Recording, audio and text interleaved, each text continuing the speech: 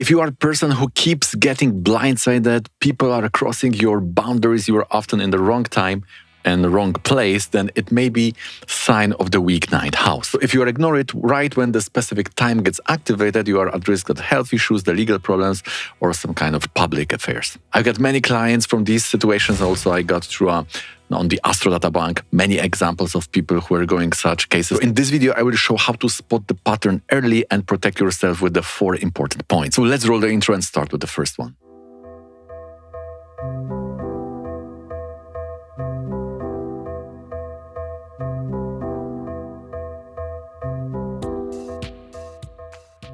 In the recent video, we were talking about the combo of 9th house week and the malefics exploiting the situation. So I thought we could expand that topic and make it more practical with the examples. And I have prepared 4 important points for this. This was very interesting things. And for many years, I didn't know how to check that. I knew that the 9th house is weak, but what kind of misfortune can stick to that? So in this video, we will explore that part. And this is important because if you are assigned those planets properly, then you know also what to be careful about and in which time. You can even categorize those planets based on, for example, Naisargika, Rashi, like for example, 3rd and 6th can be related to some legal cases or battles, 2nd and 7th for the family and marriage, and 10, 11 about the career life and gains and things like that. So most of astrologers also will spot that the 9th house is issued. They will say about the misfortune, but only those who know the exact yoga formation and how to connect it to the 9th house will be able to spot the danger. It's like just when you painted the floor or the wall, then you have to fence it with something because otherwise there is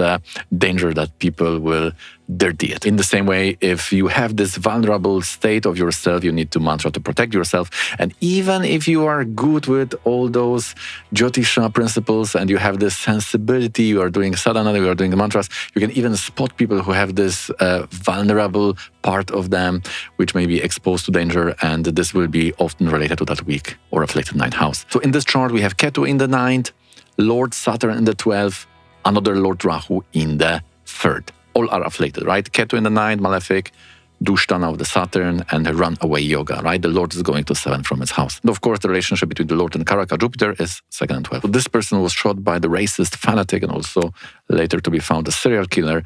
So this is the exact topic of being in the wrong place at the wrong time. What was the Dasha? It was related to the sun, Rahu, right? So this is exactly the case when the 9th house opens the door. The 9th Lord is in the 7th, right? So the person, the guard, is running away from the door, right? Or is leaving the door. Everyone now can exploit that. So now if we see the affliction of the 9th house, we can see the Graha Drishti is the Saturn and Rahu, but these are the Lords of Aquarius. So is it then secure, right? Of course not. We have to see also the Rasi Drishti, and we have then this yoga in the 5th, Sun, Venus and Mars. Venus and Mars are combust. And if we want to assign those planets to the houses or try to categorize them, then we have 3rd and 6th. So there is also Karaka Mars, so definitely it's something about the enemy and the battle. So what we have to do? First, we have to see the 9th house is weak or afflicted, and then we have to find those malefics which have some yoga with the 9th house. And the Dasha planet will activate both things. One will be related to the malefic afflicted, the other will be related to that 9th house opening the doors. So this is an interesting thing, how the dynamics of the timing system works. And it's not only one point and one dasha, there are many points and many dashas doing the whole story. So if you have a weak 9th house, then find those planets in your chart which are affecting by the malefic or bad lordship the 9th house, except the Lord itself. Now, if we have found that the 9th house is weak, this fortune is weak, is that person itself in danger? Because not all situation will affect your health or personality. We have to also be able to find those points which will determine that. And there is a specific nice point, and if that is engaged, then you know it's all about your health. Most astrologers are not even using that level, so this nice essential tool is not available to them. But first we have to see what is about the personality, right? Because if we want to check one's health, it's very much the core of one's being. So it's all about 1st house, ascendant, right? The sun, the moon, ascendant Lord, dispositor of ascendant Lord. But there is one more important point on even more fundamental level. We call this level 5 branches or panchanga. So in Larry Flynt's chart, this is the sun. And we have to take this positor. This positor of the sun is that combust Venus in the Gandanta yoga, Venus-Mars. Quite dangerous yoga is there with the 3rd and 6th. So we can see, yes, the Varesha is related to that yoga. So we can see that the health impact or the personality impact will be there. So very important lesson, if you have dangerous yoga in the chart, check if the Varesha is involved, then you will know it will have impact on your health. Even if we have it, fortunately, we don't need to stress whole life about it, right? Because we have luckily the Dasha system in Vedic astrology, so we know which period will activate those problematic times. And even better, for those fortune situations, we need a special chart which is called Navamsha. And only with that chart we are sure that the health challenge is activated. So there is a very strong pattern. We have very nice rules to determine that, and we will be seeing how this works with the chart. By the way, if you'd like to know if you are in such a vulnerable time, how your ninth house is working, or any other situation you are now, if you'd like to book a consultation or Zoom 60 or 90 minutes, the link you can find in the description below. Again, most astrologers are not even rectifying the Navamsha. They may use it, but there is a special type to rectify Navamsha. You need to know the meaning of the houses to rectify it. So not many schools are aware. For us, it's a quite basic. We already know what the third, the second, the fourth in Navamsha, what all that means. But I remember when I was starting astrology, all these houses in the Navamsha, this was all very cryptic. I didn't know what to do with that. Should we interpret that in the same way as in the Rasi chart or not? So luckily, there is Navamsha rectification technique also on this channel, so you may find this video to understand how we do that. Let's see which time was activated when Larry Flynt was shot. It was in Sun, Rahu, Kshema Vimshotri, and Rahu Moon Vimshotri, right? Audayika and Narayana Dasha were showing Mercury and Venus. So if we collect those 4 planets and see the Navamsha chart, then what we are getting is there some pattern emerging, right? The usual suspects are there, 12th house, 8th, and 4th from the moon. All of them are activated at the time, which means that there is a very dangerous time because all perspectives are showing that. So what it means for you, if you have this 9th house problems, then the Dasha will be related definitely to the 9th house, to the malefics.